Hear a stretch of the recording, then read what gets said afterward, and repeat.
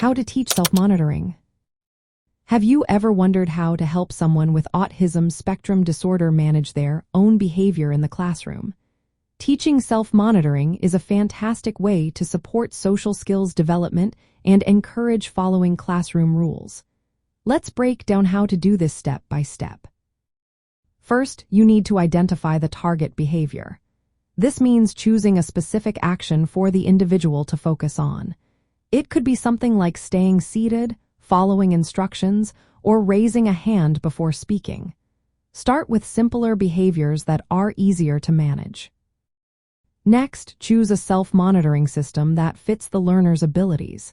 This could be a checklist, a tally sheet, or even a digital app. The key is to pick a method that is simple and not distracting.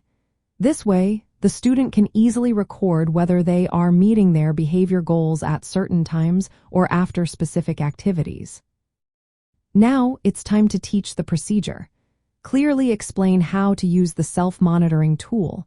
Show what the target behavior looks like and how to recognize it. Role-playing can be very helpful here.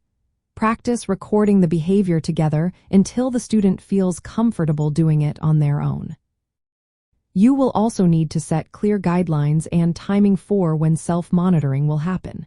For example, the student might check their behavior every few minutes during class or at the end of a task.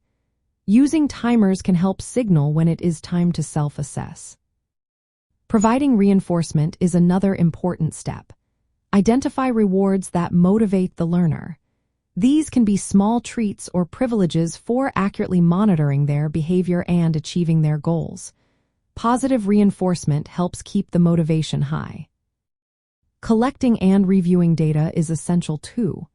Before starting, gather baseline data on the behavior to understand how often it occurs. Continue collecting data during the process to track progress and make any necessary adjustments. As the student becomes more independent, gradually fade adult support.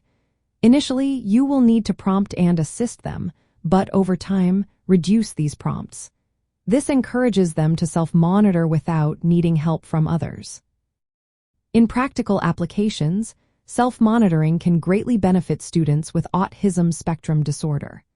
It helps them become more independent and accountable, which is important for managing behaviors that affect learning and social interactions. Focus on 2 or 3 behaviors at a time to avoid overwhelming them. Teachers can customize the self-monitoring system to match the student's developmental level and provide consistent feedback. For instance, a student might set a timer to check if they are following classroom rules, marking off a checklist if they are on task. This method builds self-awareness and helps the student internalize expectations.